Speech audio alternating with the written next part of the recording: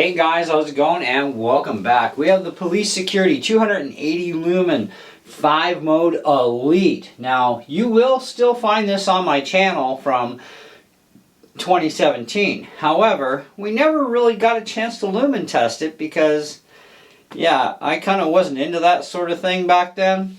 And, but I'm getting more into this sort of thing now. And as you guys know, if you've watched a number of my videos, on the flashlights lately, I'm only doing consumer flashlights that are about $100 and below, okay? There are plenty of YouTubers out there that are filthy rich. I'm not one of them, and they are doing lights that cost far more money. And I'm like, wow. But anyways, nice to know what the actual lumens are and if we're getting ripped off or not. Now, I got this last night at Canadian Tire. Like I said, I had one in 2017, lasted me up until actually recently. It finally took its final and last drop from Mr. Butterfingers, yours truly, and something shattered inside and it just wouldn't power up again, and I was really heartbroken. I'm like, I love that flashlight. You know, I got one and my stepson got one in 2017 for Christmas. And back then they were only, I think, about 15 bucks, 18 bucks, somewhere around there. But regular price now, they're up to like 45 bucks or something like that at Canadian Tire, regular price. So they're back on sale this month, at least for now. Because Canadian Tire usually only runs a 1-week sale, so I don't know how much time's left, probably to the end of this week. But if you are in Canada, you definitely have a Canadian Tire nearby you. Snag one now. They're only on sale right now for like 19 bucks. Otherwise, yeah, Amazon.ca, $64.12. No sale price. Amazon is definitely a bit of a rip-off there for price. But at the same time, 267 people have actually bought this thing. I've got the website up. And they claim, this is, I mean, Amazon has got to be held to task soon for this fraud stuff. But they're claiming that this flashlight is 350 lumen in their ad on the title. However, when you go and you click on the one picture, which gives you all the details, it is showing high is 230 lumen, low is 129. 3 hours of runtime on high, 5 hours on low, and your distance range is 100 meters on high and 67 on low. And of course, they don't really get into much more detail than that on that picture, but they give you other pictures to actually look at, where they tell you, you know, tail cover, belt clip, that sort of thing. Now, there is it's not a rechargeable flashlight. You have to run AA batteries, and it takes 2 of them. But you could use rechargeable AA's if you wanted to. Just buy yourself some the most powerful AA's you can get if you want the maximum amount of awesome runtime before a rechargeable starts to fade. Otherwise, keep a few extra batteries in your knapsack or your pocket, whatever type of thing. But it is a fantastic flashlight, but it's not worth more than 20 bucks, I'll tell you that right now. I would never consider paying more than what I did last night, okay? And that was 19 bucks pre-tax, okay? So that's, to me, that's a really great price considering what this thing does that none of the other ones so far that I've actually bought from Police Security do, and that's having the multi-5 modes. You've got high, low, strobe. You've got your red light for map reading, so if you like doing the spy stuff, okay, or you're on the highway and it's like, no cell service. Oh, do I still have a map in existence? If you do, great. You can read your map, figure out your bearings, away you go. The blue light's great for tracking blood, so if you're a hunter, okay, you can track blood, no problem, if your prey tends to get away. Some guys, they take a shot even at a deer and they don't get the kill spot, and then the deer bugs off, right? You got to track that thing, especially if it's dark out. So pretty handy for that sort of thing. Also for detecting some automotive leaks as well, okay? So they say stuff like urine, blood, and stuff like that.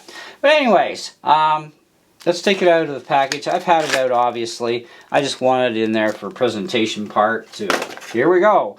Now, with this, we're going to see what the power is and fire this little puppy up and make sure we are actually on the high beam.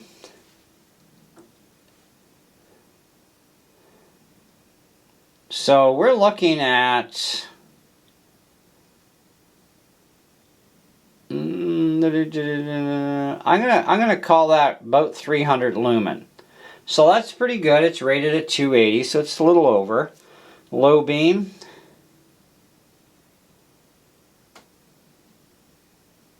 We'll call that about 170. Now the strobe we don't need to worry about. Red light. Now this is where we got to get up close to the lens. And we're going to have to change our setting because that is not tracking right.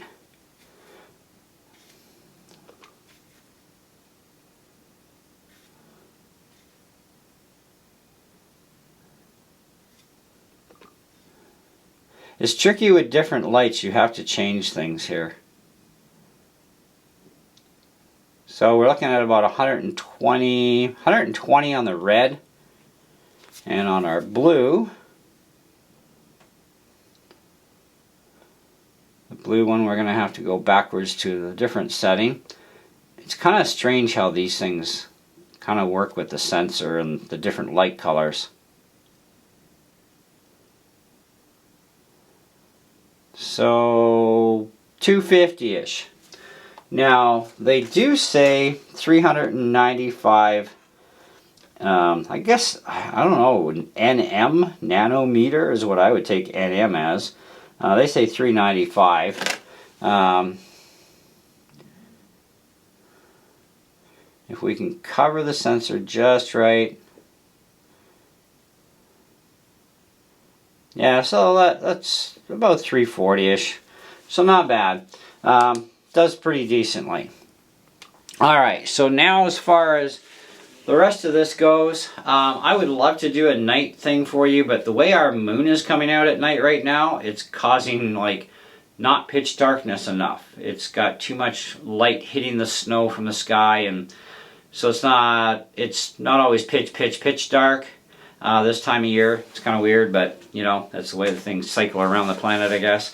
But we are going to do this inside in here, so let me zip the camera around to the wall corner, because that's where I want to be with this, and just zoom out so you can see stuff.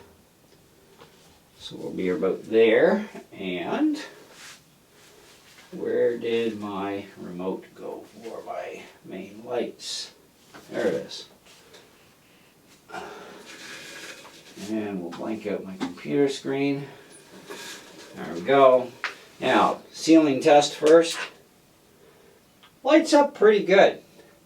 Now, this thing has a beam they call a bullseye beam, so it's spot and flood at the same time. So you got that nice hot spot there, and you can see those rings that are showing.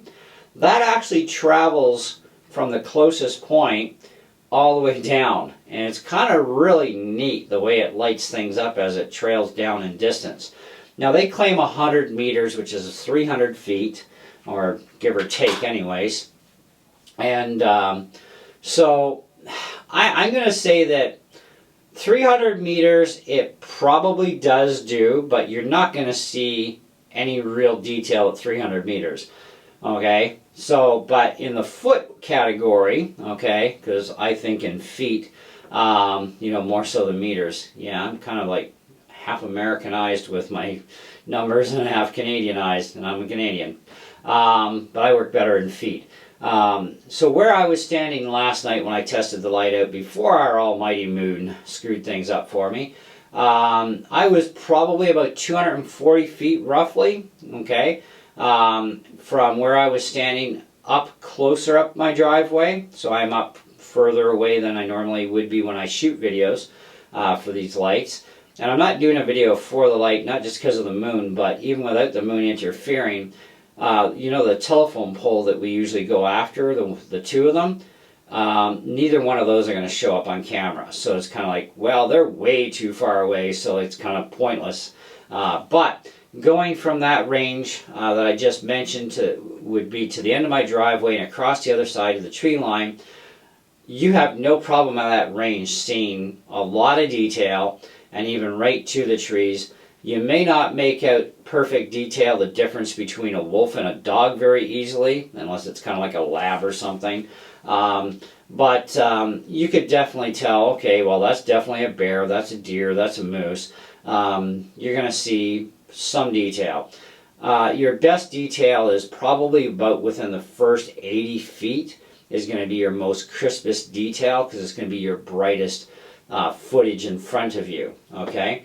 And I think that's fair, okay? I mean, that's really good. So if you're thinking about going hiking in the bush and stuff, yeah, I'm going to say I'm going to trust this thing. Because of the way the beam does work differently to a straight spot or a straight flood, this is dualed, and the way it works, I would definitely go even tramping through the bush in my backyard, which goes on forever. You know, because I do live in the country, so a lot of forest around here, guys. But anyway, so that's our high beam, okay? So let's go to low. Not much dimmer. It's still really bright, actually, even for a low beam. Strobe, of course, to really mess with your eyes, so if you're epileptic, look away. And of course we have our red light, which shows up actually pretty decently. I even see this decently in the camera. And the range of the red light is going to be, you know, probably a good 20 feet, 25 feet tops. But I mean, these red lights are more made for map reading than anything. And of course our blue one, now that's where things get a little snaky. You're only going to see little bits here, so if I can just rotate the camera here to a closer up area, there's our blue beam. So it looks pretty cool, actually, you know. And this is for your blood and urine tracking and, you know, stuff like that. So yeah, I definitely win in my books. So I don't even remember if I even put a star rating on this thing originally back in 2017, but knowing what I know now about it, thanks to having a lumen tester available to me, something I didn't have back then, I have no issues whatsoever putting this thing at a real simple and easy 4.25 out of 5. I think it's a great light. What I don't think is great is Amazon, for their partial fraudulent advertising, and if you do not look at those extra pictures to get the actual true information, it's going to throw you off. But rest assured though, we do have some testing here that has shown that it's actually just a little bit above board of its rating, and that's great. You know, it's not like, you know, fabulously over, but it's respectable enough, you know. And with the type of beam, it does make it actually a really good flashlight considering the low lumens too. You know, it's kind of one of those tricky things when you're dealing with a dual purposed thing versus separate zoom, separate or separate flood, separate spotlight kind of thing. So yeah, and the belt clip is plenty strong too. It's not going to come off of there either. It's actually held in place by a ring here, so when you unscrew the battery cap, so you just pop the batteries out, you could actually unscrew this and you could actually remove the belt clip. So if the belt clip is nothing but an annoyance to you, you could actually remove the belt clip quite easily. But it is probably one of the most secure lockups that police security has when you have this kind of a clip system being held in place as opposed to a pressure clip. Pressure clips, yeah, they work great and they're plenty strong, but nothing beats this sort of thing. So I think that's fantastic. So anyway, but now the other thing I found neat about this too, it does share a lot of the same characteristics as other police security lights that we've tested, and that's that if you turn the power off and say you're on a high setting, it will automatically go back to that high setting as long as you wait a few seconds before turning it back on again, right? But otherwise you can soft mode through this, you know, so you can either go fast like this, or you can just barely touch the button, give it a little tiny partial push, and scroll through the ones till you get what you need to. So But yeah, it does have that memory thing, which is kind of neat. So I like that. What else can I tell you? Yeah, definitely worth every penny for $19 Canadian plus tax. I wouldn't pay more than that tops. Amazon, no way. I wouldn't even pay Amazon's price. I mean, unless you really, really like it that bad, then sure, pay the 64 bucks. But yeah, I would not. That's for sure. There's got to be cheaper places than Amazon to get police security lights, let alone this particular model on the internet, other than Amazon, because that I think is a total rip-off. I think 45 bucks is actually a rip-off too of Canadian Tire's regular price, but right now it's on for 20 bucks. Now, as you know, if you're a Canadian and Canadian Tire sales and how long they last, likely you're looking at probably Thursday, and today is Wednesday. So you're probably looking at about Thursday would be your last day before the next flyer rotation. Maybe get you to Friday, I don't know. Maybe they'll run it to the end of the month. I have no idea. What I did find is I could not find it on their website. So they may finally be discontinuing this model, which is possible. So I would say if you are a Canadian, go to Canadian Tire and scoop it up for the $19 in tax, because that is a fantastic deal to get a flashlight with this many cool features and useful features, plus the fact that even at the lumens that it is putting out on the brightest setting, the way that beam works is actually quite good for some longer range. So like well over 230, 240 feet, it can do it, which is quite interesting. Because when I started looking at floodlight and spotlight stuff, and you're trying to even focus it in just to be right, a lot of them do really good, but there are some within the same sort of power level that don't quite do as good as this one does. I don't know how to really explain that, but it's a cool light, and I've always loved my original one, but it had to die, and from the last final drop. It did take a lot of punishment and abuse, don't get me wrong. That thing dropped a lot, okay? It got knocked, it got bumped, it got kind of tossed out of the hand accidentally a few times. Butterfingered it. I mean, it just dropped. I don't know why. Like I said, butterfingers, I guess. I don't know. But it took a lot of abuse nonetheless, and it did last. I can't verify run times at all because I've never really tested those, and I really don't care, to be honest with you. I mean, if I even got 2 hours out of the high mode before it got a little on the dim side, I would still be okay with that, with running AA's that are non-rechargeable, because let's face it, alkaline batteries have an immediate drop off. Rechargeables, they stay strong until they get to a certain point, and then they just all of a sudden drop really dim and they go poof, lights out all of a sudden. That's it. So alkalines can get you more runtime, and alkalines will actually regain power too, because you're drawing power from a battery, so it's pulling, it's heating up the batteries, right? That's the normal operation of anything on batteries. So with alkaline batteries, they can actually recover some of their juice if you shut it off for a while, something that rechargeables don't do, especially lithium ions and li-poly batteries. They're the worst for doing that. But I've been finding, even with my nickel methyl hydrate rechargeables, I've been doing some testing with them on flashlights, they don't recover anything either. So none of the rechargeables out there recover any juice back by allowing the batteries to cool down. It's just, it doesn't seem to be working that way. But alkalines at least do, so you can get an awful lot of runtime before you gotta actually change them. So yeah, but anyways, at least it comes with a set, which is nice, and it's the good old police security logo batteries. So anyway, that's what I got. So 4 1/4 out of 5. Grab it for 20 bucks. Well, 19 bucks in tax. Great flashlight. I think you'll be happy with this one, especially if you want those multi modes and that good old red light and blood tracking CSI kind of stuff. Fantastic light for the money. Just don't pay retail, because the retail on them is like I'm sorry, it's just a rip-off.